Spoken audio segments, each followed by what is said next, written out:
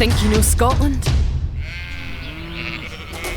Think again. Think innovation. Think big data. Think the data capital of Europe. Think artificial intelligence. Think robotics. Think world firsts. Think world-changing technology. Think having the energy to create change. Think all electricity supplied only from renewable sources. From space, Scotland's technology is reversing the devastating effects of cocoa farming on the forestry of Ghana. Scottish research is helping find an effective treatment for Parkinson's disease. Think business, then think low taxes. Think lower living costs, but think higher quality of life. Think well-connected. Think making connections. Think transforming and disrupting industries. Think breaking the mould. Think you need a break? Ha! Think being surrounded by all this.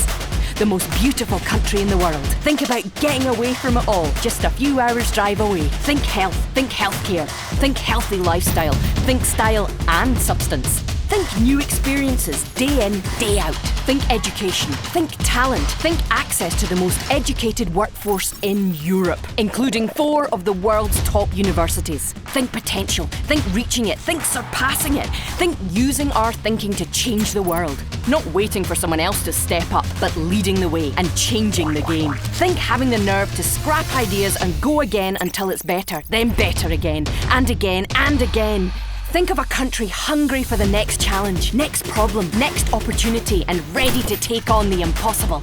Now, think of your business, your future, your opportunities. Think of what Scotland could do for you. So, what do you think of Scotland now? Think different. Think Scotland. Scotland is now. Thanks very much for joining us.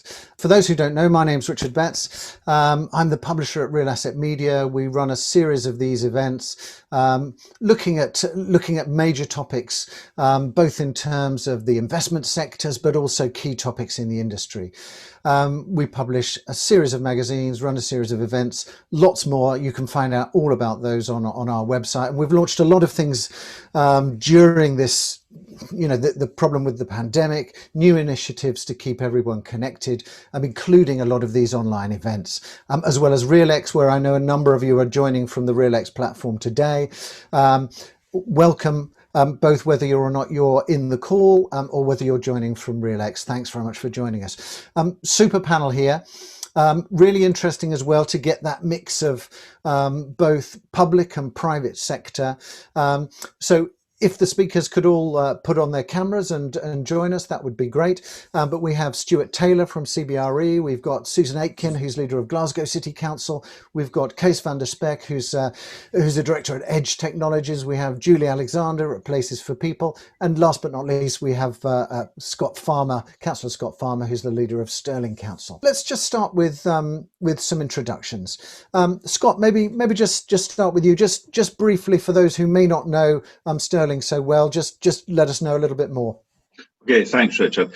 Stirling is one of our smaller cities, but big on ambition and innovation, the jewel in the crown of Scotland's cities, with significant cultural and heritage assets, such as the famous Battle of Bannockburn, the iconic Wallace Monument, and one of the most outstanding Renaissance palaces in Europe at Stirling Castle. With first-class infrastructure and excellent motorway and train links, with 90% of the population accessing Stirling in less than 1 hour. With top-class schools and a university with the designation as Scotland's Centre for Sporting Excellence, Stirling also having the accolade as being the first gigabyte city in the UK, we have a premier offering for inward investors. With a population of just under 100,000, we have a council area the size of Luxembourg, encompassing the Loch Lomond and Trossachs National Park, with stunning vistas of the Highlands. A city embracing its city deal and complementing the Smart Cities agenda through innovation and the ambition of creating an economic and cultural powerhouse. Great, thank you. Thanks very much, Scott. Thanks very much. Cees, let's come to you. Just a brief introduction on yourself and the Edge Technologies. I'm not Scottish. I'm from the second most beautiful country in the world, from the Netherlands. And I'm working for Edge Technologies. We call it these days Edge. Edge is a sustainable developer from the Netherlands, based in Amsterdam, with some offices in Berlin, Hamburg, starting in London last year. And we are doing sustainable mixed-use buildings. That means that we are developing for clients, but also for ourselves and for funds, sustainable but also healthy buildings, which have technology as a tool to make that building as carbon-free as possible. Probably you have known something about the building The Edge, which we delivered about 5 years ago now, which was the first Internet of Things buildings. Apart from it was the most sustainable office building in the world.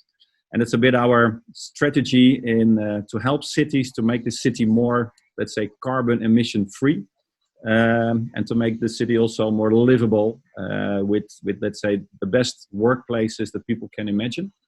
These days it's not an easy one, so for that we also founded 2 new companies last year in COVID, which called Edge Workspaces. So we're going into the flex office business where we already were, and Edge Next, which is a digital platform for buildings to make those buildings more livable, more sustainable and healthier. Great, thanks very much, Cees. Julie. Hi there everyone, Julie Alexander, I'm Director of Technology and Innovation at Places for People. Places for People is basically a housing developer, house builder, both in the private sector and a social landlord. So we have 5 social housing companies, and we have multiple private sector companies as well within the group.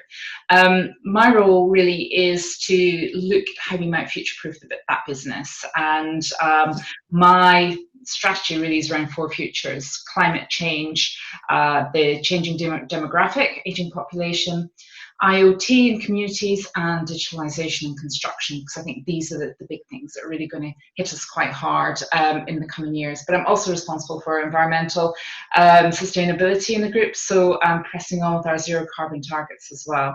Prior to Places for People, I was leading on Siemens Global Smart Cities programme, looking very much at the infrastructure in cities and how we deliver that. Great, and it'll be really interesting to pick up on some of those experiences you had from both sides there, Julie. Stewart. I'm Stewart Taylor from CBRE. We are a global real estate advisory business, and we have offices in Edinburgh, Glasgow and Aberdeen, and over 150 staff across those 3 offices. And we provide effectively almost anything, any property service you can think of, from ground to completed building, for occupiers, for landlords, and for landowners across both the commercial and residential sectors. Super, thanks very much. Susan. Afternoon everyone, I'm Susan Aitken, I'm the leader of Glasgow City Council. Glasgow is Scotland's largest city, the only metropolitan region in Scotland, the 4th largest city in the UK, and I would argue the only metropolitan region north of Manchester in the UK. Glasgow is a city that has transformed over the past 30 years or so, a city that has changed from a depopulating post-industrial city to a city that is now, certainly the metropolitan region, is growing as fast as New York, as Los Angeles and Paris in terms of population and economic growth. And we are transformed into an intelligence-led, knowledge-led innovation economy at the cutting edge of Europe's cities in particular. We were named the top large European city for FDI strategy for 2020-21. We were named a global green city for 2020. And we are the host of COP26 in just under a year's time, which will probably be the most important international diplomatic event of any of our lifetimes.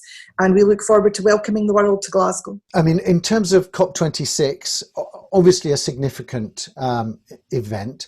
How important is that in terms of the sort of thinking city, smart city agenda, particularly in some of, I suppose, your plans from the local government perspective and ideas for the city? It's central to all of it. The climate emergency is central to everything that we do. I think that's the case for all of Scotland's cities, that all of the strategies that we're employing whether they're around smart cities, or the deployment of tech, of different ways of thinking, of civic innovation. All of that is aligned to some very clear purposes. We have long-running, all of us, but Glasgow in particular, have long-standing social justice challenges, which we all seek to address using all of those methodologies and techniques available to us.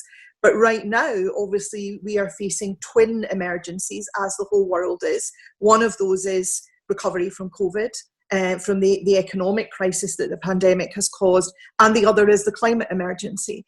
And certainly for Glasgow, that alongside our social justice challenges, which are particularly around health inequalities, are the number one priority. So everything that we do in one way or another is geared to addressing the climate emergency. And being the host city for COP26 gives us both an extraordinary opportunity, but also, I think, an extraordinary responsibility to demonstrate that we are leading the way, and that we are prepared to act as global leaders when it comes to that agenda.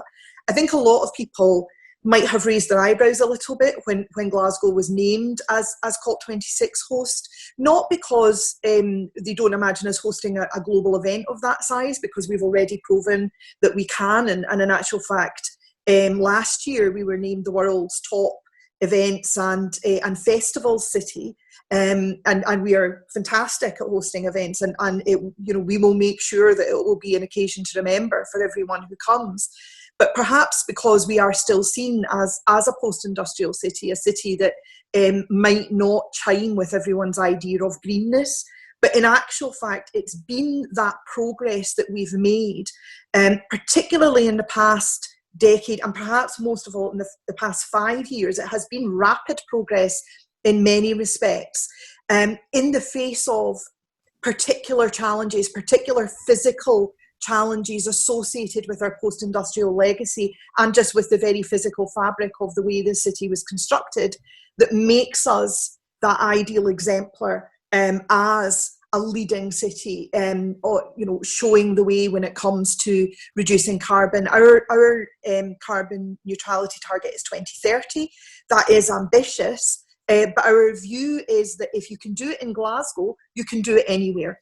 And in actual fact, the kind of barriers and challenges we face are then the instigators of innovation and the instigators of innovative responses. So whether that's our Victorian cityscape, whether it's very significant issues we have with toxic vacant and derelict land that's post-industrial, or land that's subject to flooding issues, a whole range of issues. If we can deal with them in Glasgow, then frankly nobody else has any excuse for not taking them on.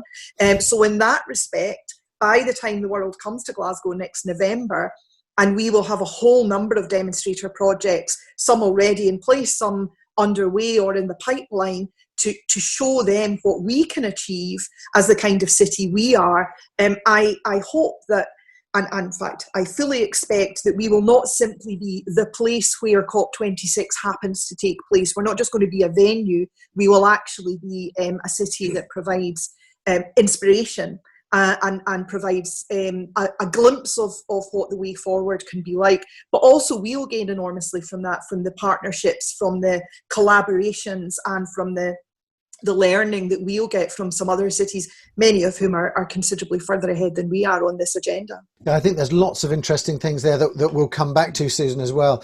And I do like it when somebody throws down a challenge to the other cities around Europe. I think that's a positive thing. Kay, so I wanted to pick up with you because obviously you started out as the Edge with the building in Amsterdam, of course, in Holland. And then you're expanding that to other cities. There's a lot of challenges that you're facing when you're looking at a location from an asset point of view. So how do you see that in terms of some of the challenges, particularly there that also Susan picked up in terms of post-industrial in different areas? What are you looking for, I suppose, when you're looking for a location? We have different criteria to start a building. We follow our clients. That's mostly the first one we do. Small example directly is last week we made a big collaboration deal with the largest bank in the Netherlands, which was almost Scottish, the ABN AMRO Bank. And they are in the CBD in Amsterdam. And they are going a bit outside the city, where they have a really old campus. And the good thing also to phrase now is we work there extremely closely with the city to see what we could do with that location. Location is close to a residential location, and it's towards, let's say, the second gear CBD in Amsterdam. And what the city wanted to do is say, listen, if you are going to redevelop that part of the city, we want to make it Paris-proof. So let's say COP21, Susan. And I don't know what COP26 is going to do, but this is related to COP21. And Paris-proof will say that you lower down your carbon emissions so low that you almost don't spend any carbon anymore with your building. So what we did is that we will redevelop that building completely as it is, circular. We only use wood. We bring it forward technology that we can measure everything, but the building will also be smaller. There will be less people in due to COVID. People work more at home. So we created a new campus, which is almost carbon free. And what is the city and the bank is doing with the old one? That one is going for sale in the next 5 years, I guess. But the city then says, listen, if it's going for sale, you have to follow also certain rules of the city itself. So you're in the CBD. It's in the very expensive part of the city. But we like to have their housing, social housing, residential of a higher status, but also offices, retail, etc. So the city is not, let's say, pointing to something which is really a big, which is a high criteria of the city, but they help and they think and they design together with the new owner of that part of the city. And we, as a developer, are also part of that project. So there's only one example of how we go on with locations. If we look ourselves, we mostly redevelop our buildings, and it doesn't matter so much where they are, because you can create a city outside the city or in the city, wherever it is. As long as you create city again, if you bring the city back to how it was, we notice that we always get tenants and let's say a lot of residential kind of developers who likes to join us to make that part a mixed-use city. And we do that in Amsterdam and in Berlin, and we start now in London next to the London Bridge station. And that building will also carbon embedded free. And that's what we see, that all cities in Europe are fully focused on lowering down their carbon. That's the first criteria they gave us. And secondly, it should be a place where people have feel themselves well to work, but also to remain and also to stay out of the building. So we also do the parks around these buildings, and we do that together with cities. So it's a combination of the location that we look for ourselves, but mostly also which part of the city has to be redeveloped. Okay, good. And Julie, I just wanted to pick up with you, just looking at a bit more detail into this sort of, smart city agenda. I mean, how does that link with places for people? And I suppose what kind of elements you are already using in terms of your day-to-day work, I suppose, and trying to drive more efficiency, digital twins, using data, those kinds of things. We're very much a place-making organisation, so we do large mixed-use developments, obviously housing-led, and that's up and down the country from Aberdeen down to the southwest of England. So what I'm really interested in is how we can manage those properties more efficiently. It's really hard when you own 70,000 homes around the country to maintain those assets, to have an ongoing sort of register of what it is that you own. So one of the projects I'm quite focused on is how we can digitalise our assets to get a digital estate. So we're starting to develop digital twins of our existing stock. using technology that can convert images into sort of 3D models, where we can start bringing IoT data into that model. So on a quite large sites, work in conjunction with local authorities to understand how are these estates used, and how do our customers, our tenants in effect, enjoy being there? What are the problems on the estate? How can we capture that in real time and bring that information directly back into the business so that we can establish workflows to respond to that? But also how we can bring in some sort of predictive technology through the IoT so that we can fix things before they actually break finally, and try to arrange to get somebody out to site to do that. So there's quite a lot going on, and that's very much focused on how we manage places more effectively. Our sort of strapline is places work when they work for everybody. And we need to really understand how people interact with spaces and homes.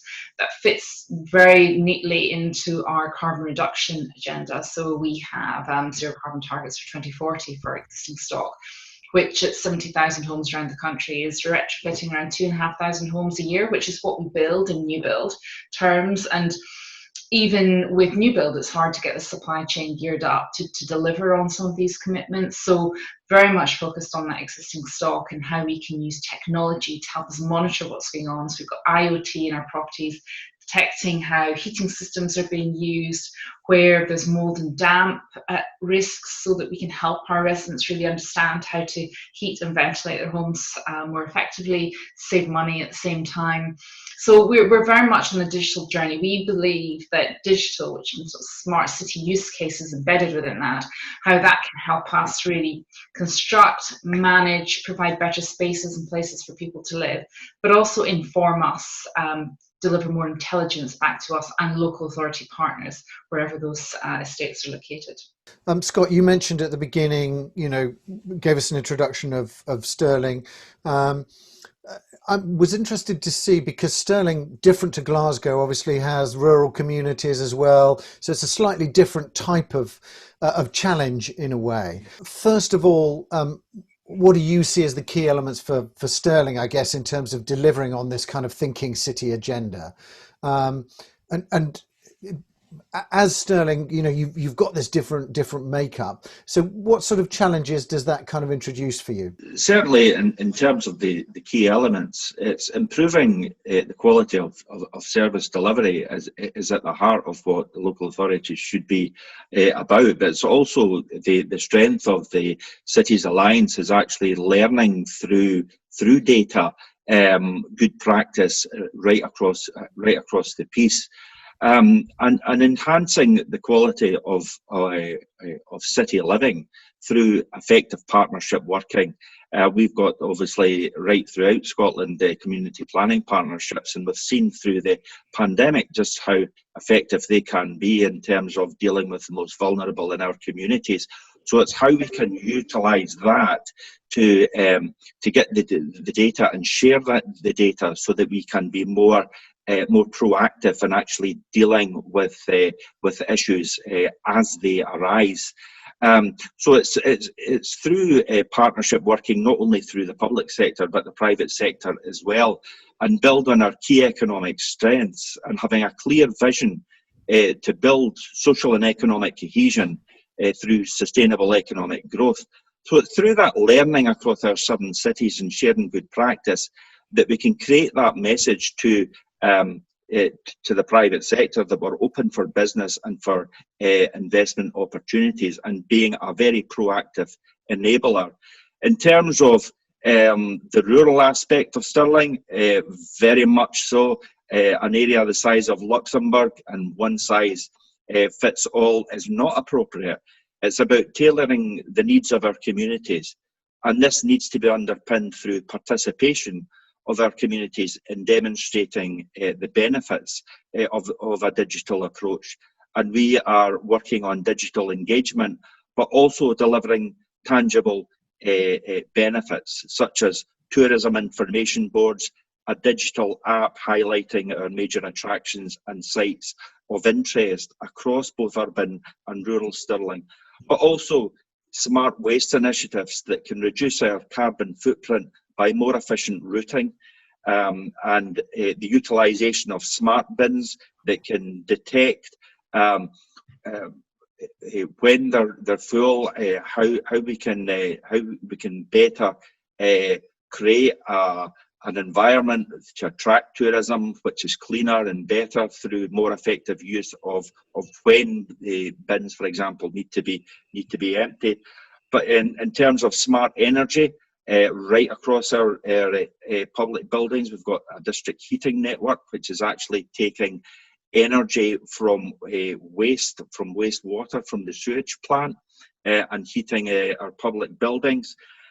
So there is very much going on and a lot of innovation that's going on within Stirling and within our rural areas, and that's underpinned in Stirling through our digital hubs, which is looking at sustainability and diversification of opportunities within our small communities out there in rural Stirling. It always strikes me, that along with the kind of broader thought pieces around the initiative, that it's these kind of detailed elements that actually go to make up all of these plans. Stewart, just coming to you, obviously at CBRE, you've got a broad view across the market in general. But from the occupier side, Scott there talked about that, trying to get people to embrace these technologies. And what are you seeing in terms of the occupiers? Is there a demand for more of these technologies? And we've heard a lot about acceleration because of the kind of COVID crisis. Is that accelerating more demand in terms of these sort of technological solutions, I suppose, in terms of the occupiers? Simple answer to that is yes. I'll give you a little bit more detail. I think a lot of the trends we're seeing over the last 12 months were already happening. We know that. And all that's happened, as I said, is the last 12 months have accelerated things dramatically. I did read something suggesting that the future leaders for the next 5 and 10 years were actually now the current leaders, which gives me some concern because I'm not quite sure where that leaves me. However, from an occupational point of view, we're seeing CBRE carry out a survey across our European occupiers every September, and 85% of those surveyed said that COVID was going to have either a significant or a very significant impact on their medium to long-term real estate strategies. And that fundamentally is inextricably tied into technology. There's a greater demand for flexibility going forward from occupiers, and that's underpinned by better digital platforms. And that technology is tied into analytics right across all aspects of a building, but very much tied into how a building is used, into health and well-being, and that is very much around the employee. And we've seen that emerging trend that the employee is becoming more and more important. You select your workplace and how you fit out your workplace for your employee, and that wasn't the case if you go back a decade or even less. That again, wanting to get people back into the workplace post-COVID has become even more important. And the other thing we're also seeing is a return to the workplace being a reflection of a company's brand. And that was something which, if you go back 40 or 50 years, was the case, but disappeared to a large degree, and we had a lot of vanilla workspace, but that is now going full circle again. Susan, just coming to you, you mentioned earlier the Victorian kind of character of Glasgow, and obviously there's also a motorway running through it. What are some of the city, the challenges, I suppose, that the city faces? And I guess what kinds of innovation are you looking at in terms of being able to create a solution? Well, I think we face all cities face similar challenges. It's about scale, and the thing about Glasgow is the scale is big.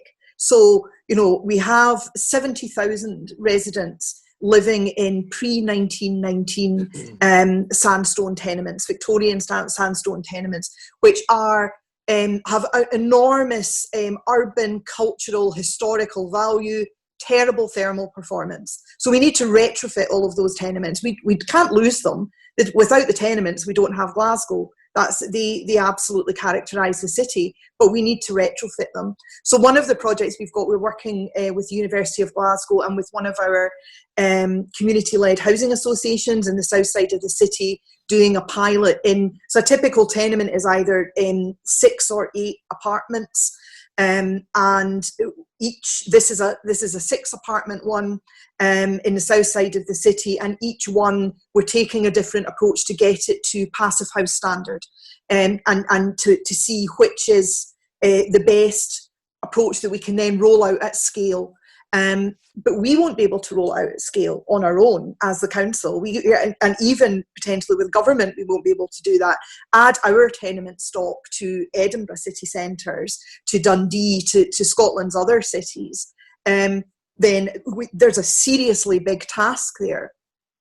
Decarbonising transport is another huge issue for us. And you talked about the motorway and the scar that runs through the kind of west of our city centre, which we have plans for what many cities across the world have done, tunnellising that motorway, covering it up and creating public space and reconnecting the parts of the city that were torn apart when that was bulldozed through. Domestic heat is absolutely massive for us, a huge issue tying into fuel poverty as well. We're doing a lot as an authority. We really are leading the way on a whole number of issues, and I think particularly we, through our city deal but other investments, are addressing some of those underlying issues, literally underlying, under the ground, in terms of, detoxifying post-industrial land, in terms of surface water management. We have Europe's first smart canal, is one of my favourite projects that we've got, that is allowing us, making developable land which was previously undevelopable, and there are 3,000 homes planned for their passive house standard, I should add. But we obviously need collaborators, and we need private sector collaborators on this. We need government, and I've been very clear to the Scottish Government, and I will say exactly the same to the UK Government. If they're going to meet their targets for carbon neutrality, they need to front load all of their investment into urban areas, into the cities, and they need to focus on domestic heat, retrofitting older housing, and decarbonising transport. And if they front load that, then their targets then for later, for 2045 and 2050 respectively at Scotland and UK level for net zero carbon, are going to be much easier to achieve. This is the thing, it is a climate emergency, so focus your investment and prioritise where you're going to get the biggest carbon gain. What we need to do and what we need to understand, and this is a piece of work that we're doing in Glasgow right now, working with the Connected Cities and Energy Systems Catapult at UK level, is actually understanding what is the investment proposition in all of this. How do we actually, what does it look like? What are we saying to potential investor and private sector partners? Here's what we'd like you to do. So we're working on that just now. Essentially putting in place all of the kind of different bits of infrastructure and other investment in the fabric of the city, and digital connectivity is a massive part of that as well, obviously, and working out, what's it going to cost, what kind of scale of these investments are we looking at. So we know, for example, that a district heating system for our city centre would we think somewhere around £250 million. That's the kind of thing that we're looking at. And then we work with partners in the private sector, and we're really keen. I think not just Glasgow as a city, I think this is common right across the Scottish Cities Alliance, to work with activist investors, if you like, to work with investors who are really keen to make that difference, who are looking for challenges, looking for opportunities to innovate, and looking for long-term collaborations with places as well. So the job for us, and I think for all cities, but in Scotland we're really undertaking that, is understanding what that looks like, what is the proposition around which those conversations need to take place with potential partners, and that, I think, it's very exciting as well as being very challenging. Okay, good. And Cees, obviously, across Europe, I'm guessing that is your experience is that similarly local government, national government are facing the same kinds of issues and the same kinds of challenges. What's your experience been with in terms of that collaborative approach between particularly local government and the private sector? What we see is if we don't collaborate with the city, we're out. That's the first thing. And what you currently see, or what we see a lot, is that cities have much more criteria if it comes to sustainability is our thing, energy efficiency is the same. For instance, in the Netherlands, it's very simple. In the next 1.5 years, we have to upgrade all the office buildings up to a certain label. If we're under the label, you're not allowed anymore to work in the building. So for the moment, 50% of all the buildings in the Netherlands don't have that label up on today. So what you see is that there is a big change that the city is going to help the private owners to change that. And we elaborate not only with the cities, but also with, let's say, the departments in the cities. For instance, in Berlin, you have 6 big departments, and every department has its own rules. We just created an initiative. We are doing the headquarters for Amazon in Berlin, and that building is in the most left-wing part of the city. And we always give something back to the city. And what we invented together with that part of the city, it's Friedrichshain, and with the alderman of Friedrichshain, is that the first 2 floors of that building will be full of art made by the people living in that area. And we just launched the competition yesterday, that everybody can bring in his own ideas. And then on a certain moment with some experts and artists, we're going to do it all together. So that building will be also a bit a part of that area of the city. Although Amazon is there, Amazon also has to invest in that. And we see those initiatives coming up every year much more. The one that I said in Amsterdam, we are working with a whole social team with the city, with the bank, with ourselves, to create a few new buildings for the city itself, where all the, let's say, the schools are coming together, for instance, and the art schools are coming together. So it's what you see currently is that the collaboration also on specific topics close to your building or to the intention of your building is going to be a part of your project. What, for instance, we are going to do with the bank is that there will be how do you call that? A kind of clubhouse for that city department in the building itself that they can use 24 hours a day. And we are creating now libraries in our buildings because the number of libraries are going down in Amsterdam, for instance, and students cannot learn anymore because they don't want to learn in those 30 square meters of small place that they have. So we're creating now a library in a building. The local government is leasing that for a part. We're giving a part for free so that you get a new library, which is part of a building which is privately owned, but which has the public function of a library in the city. So all those kind of collaborations, they're popping up everywhere. And it depends a bit on the political color of the city, if it's going fast or not fast. If it's a really right wing, it's going slow. If it's a little bit more left wing, it's going much faster. And it's also more collaborative. I'm not sure how it is in Scotland, but you have a different political system. But if you look to Germany, to the Netherlands, to Belgium, and it's going pretty fast. And what we do ourselves, those kind of projects, we put all our young guns of the company in the project because they love to do those kind of things. They don't have any rules. They just go and they make it happen. So we try to also bring those youngsters, or let's say students just come out of their university to do a project like that. And it really works well. The city becomes more lively. Those parts of the city are really became much more lively than before. So I'm fully agreeing with that collaboration, but also do it on the very small scale, not always the big scale. Start also with those small little projects. And the funny thing, what happens now is that the city of Amsterdam said, could you please digitalize my town hall? Because our occupancy is going wrong. And so now in post-COVID, in this COVID period, we digitalize the town hall, that if everybody comes back, they are ready. And so things are happening today. Okay, good. I wanted to pick up with you, Scott, actually. There's a lot of talk, obviously, around digital districts, Berlin particularly, well known for the digital side. How important do you think that sort of digital district is in terms of fostering innovation? I think it's critical because the future is digital. Some have called it the fourth industrial revolution.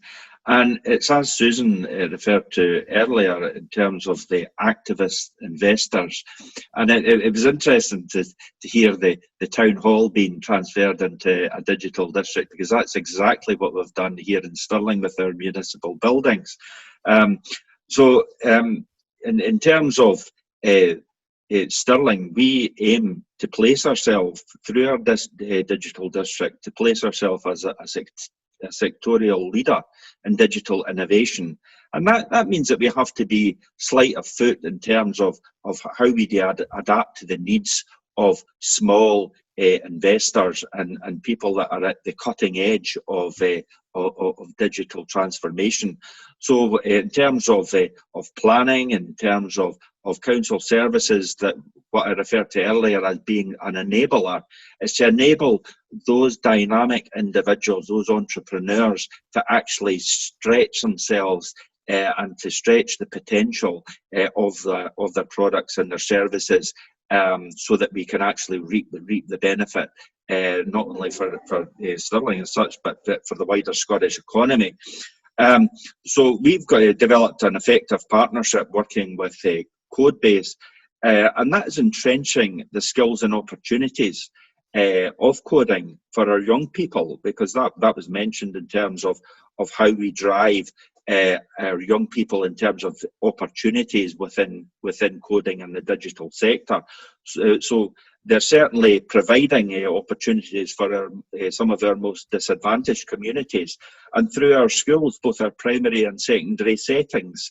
And they've also set up a course on a Saturday for coding for girls, because obviously if you're looking at STEM subjects, which coding falls under, that females have a much lower participation rate. So we are trying through Codebase and obviously as a private sector and partnership to try and change that, to get girls interested in coding and the digital agenda.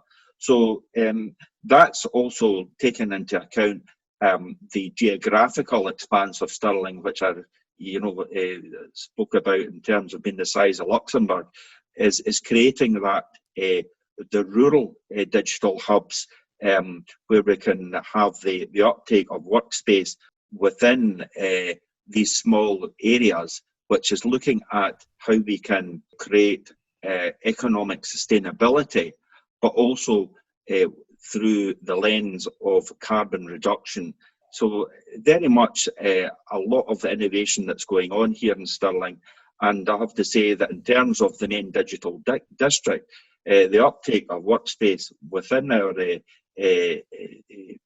municipal buildings has far exceeded expectations and is actually turning out to be a hotbed of innovation. So it's really great to see.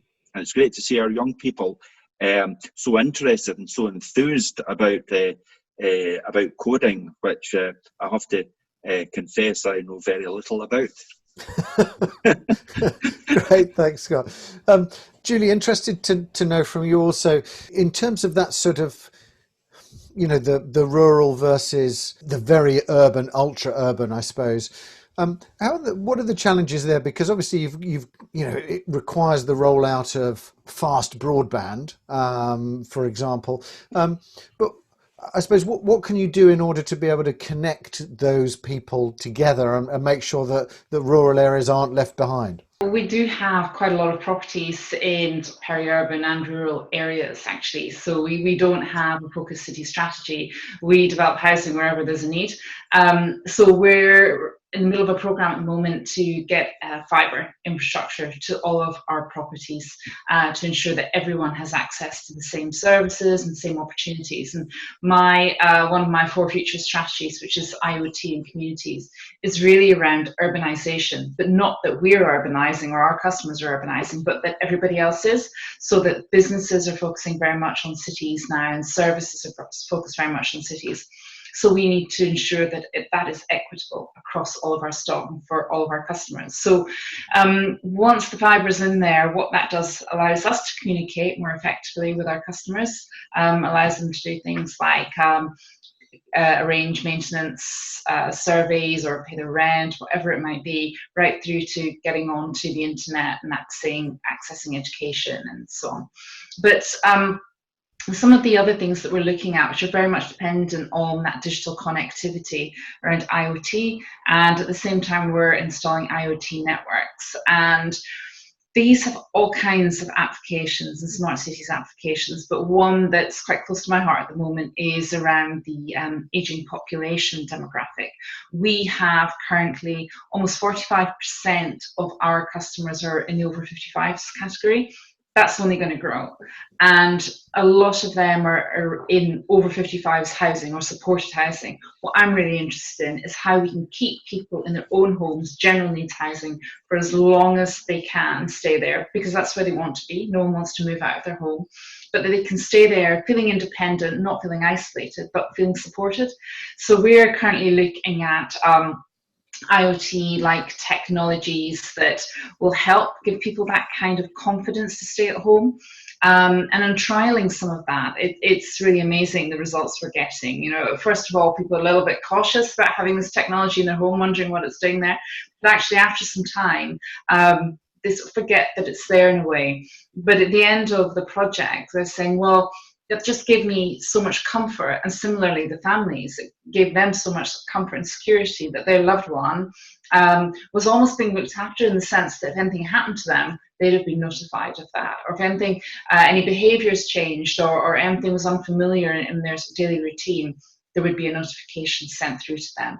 So we're looking at all kinds of different technologies. We're surveying our customers at the moment to understand how their needs are going to change over time, what they think their needs are going to be, and we're trying to match that with some technology solutions out there in the market, so that we can provide those services, and we do that through digital connectivity, so that people don't have to feel so isolated in these more rural locations. Okay, good. And Stewart, I wanted to pick up with you.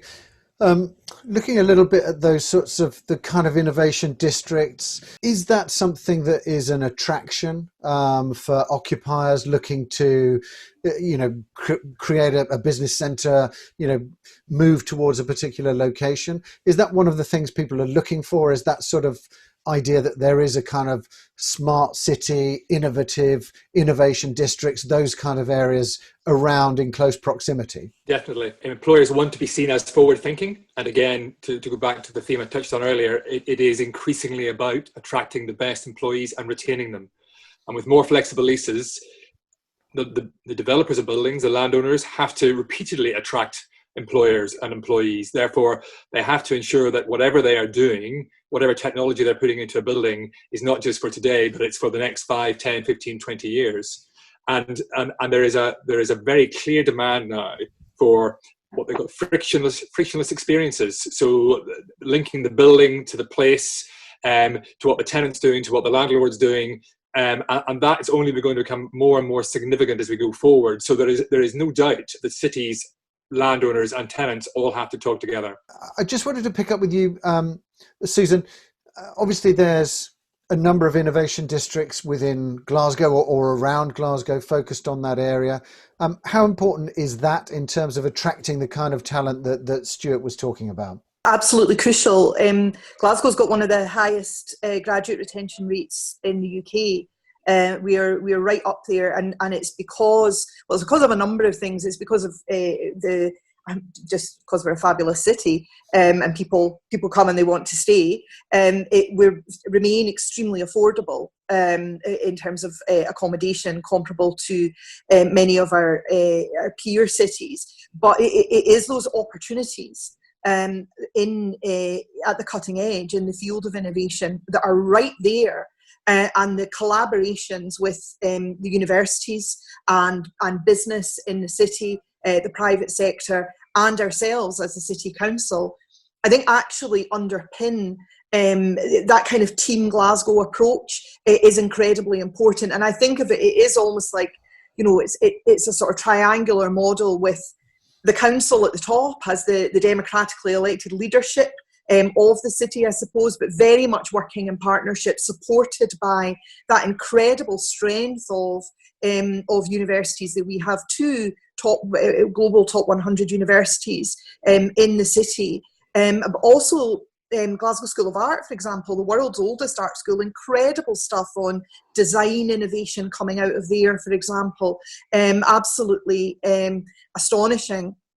So the innovation districts, the one centred around Strathclyde University, the Glasgow City Innovation District, is absolutely buzzing. It's up and running. There are already spin-off companies coming out of that. And in actual fact, the Scottish National Investment Bank, which announced its first, it was just launched a couple of weeks ago and announced its first investment, was in Four Squared Lasers, who are based in Maryhill in the north of Glasgow. And they were a spin-off company from the University of Strathclyde. One of the top engineering universities in the world, really leading the way in high-tech, modern, low-carbon engineering and design solutions and technology. The University of Glasgow, the Glasgow Riverside Innovation District, again, a lot of nanotech, but particularly leading the way in life sciences, precision medicine, very much tying into addressing Glasgow and indeed the world's own public health challenges and some of the health inequalities that we face in the city. And it's one of the things I really like, is that kind of innovation ecosystem in Glasgow really, it's really civically minded, and kind of civil society and our communities sit at the centre of that triangle. And a lot of that innovation is responding directly to the challenges that we see in Glasgow's communities. And so there's a sort of wider level of collaboration going on there, where we're using as a city these incredible global assets that we have as a global city to directly address and respond to the issues that our people and our citizens most want us and most need us to address. So a really vibrant innovation ecosystem, and on its way, AMIDS, the Advanced Manufacturing Innovation District for Scotland, which will be located just outside the city boundary at Glasgow Airport as well. So very, very exciting. And I think certainly in terms of the UK, Glasgow, with that intensity of innovation ecosystem is at the cutting edge. But I think we probably stand shoulder to shoulder with any of our peer cities in Europe in that respect as well. And I think it's interesting that a lot of the cities in Europe are similarly looking at these innovation districts, and I know that there's a lot of connection as well between innovation districts globally, particularly in that life science area as well. Connections both with the US and Asia, North America. Which is interesting. Cees, obviously, just as a developer, you're having to look kind of 5 years, 10 years ahead, as you were discussing there with the project that you've got in Amsterdam. What sort of things can we expect to be seeing in terms of sort of smart buildings? What are you having to think about now? Technology is something that goes extremely fast these days. If you look to the building that we did 5 years ago, it was the first, let's say, smart building in the world. If we look back to that, we have to replace all the sensors, for instance, already. Fortunately, we made them so replaceable that it's popping up, popping out. So that's possible, and sensors became only 10% of the price of 5 years ago. But what we currently do is that we make buildings much more flexible. And I think that's also interesting if we look to COP26 and everything what's going to be prepared for that. We make the buildings much more circular. That means that we have now done, I think, 3 or 4 buildings which we can completely demount. And so there's no glue at the buildings, for instance. There's only screws. It's a very simple set. But and if you make that building so flexible, you can also change it whenever you want. And so we are, let's say, half of the developments we do now, I think 50% of that part is made in wood, because we can easily replace those materials and also easily add technology to it. And so we see a lot of flexibility in the way of you build something. And what you see from the other side of the market acts, and I think Stewart can say that if you look to what the market is doing, the flexibility comes much more in contracts. And so you have to change buildings in a completely different way than we did before, or that even 5 years ago. So a building should be more fun to work in, because everybody is now working at home. They like to work at home, so it should be better than at home. And we know where we have to go back, and creativity and socializing and stuff. But the building itself will change absolutely for the good. And I think the buildings that we are going to develop in cities are buildings everybody wants to be in, and are much more open. What you, for instance, see on banks, for instance, is that they open their buildings. It will be much more transparent. We did also the ING Bank, for instance. You and me can work at the ING Bank on the ground floor. Free coffee. They like to meet the people they work for or their clients. So you see, and that's only, let's say, the private part. The public part is doing the same. And so I think buildings will be more opener and will be much more part of a city than before. Before they were closed, and you have security gates and all kind of stuff. You can easily change that also by technology, because we know who's in the building. You have an app, and you enter the building without, let's say, past security, because they know already you're there. So sustainability, technology, well-being, and being part of the city, I think the 4 elements which are going to change buildings for the good. And we like to be part of that. And I think everybody here in this webinar. Okay, good. Sorry, Richard, I would just agree completely with that. Says, I think we are seeing that already. Some of the evidence we're getting back is showing some extreme shifts in terms of how space is being used. From the rule of thumb previously might have been 70% benchworking, 30% more flexible, to absolutely the opposite. 30% benches, 70% more flexible, different areas around buildings. And the technology is an absolutely critical part of that in terms of air quality, in terms of wayfinding apps. How are you going to manage your workforce if they're coming in for 2 or 3 days a week and you don't know what days? You do that through technology. All of that exists, and we're going to see all of that being integrated into buildings going forward. I did see one quote saying that we're going to go from a battery hen scenario to a free range scenario, and free range chickens are happier chickens and lay more eggs. Okay, good. We're slightly over our time. I've got one quick question for all of you, which is, what's the key ambition for you in terms of, when we're thinking about these thinking smart cities? What's the key ambition for you? I'm going to start with you, Susan, just quickly, and I'm going to finish with you, Scott. But one quick question that came in from Rona, thank you for that, for Susan, which is, how can the Global Scott Network best contribute to telling a positive story around Glasgow in the run-up to COP26? What are our top 3 messages to hit? So you can either decide to answer that live now with her top 3 messages, or send Rona a quick email. Up to you. We could probably do top 3 messages, but let's talk in more detail. But we'd be delighted to have to work with Global Scott Network. Please do get in touch.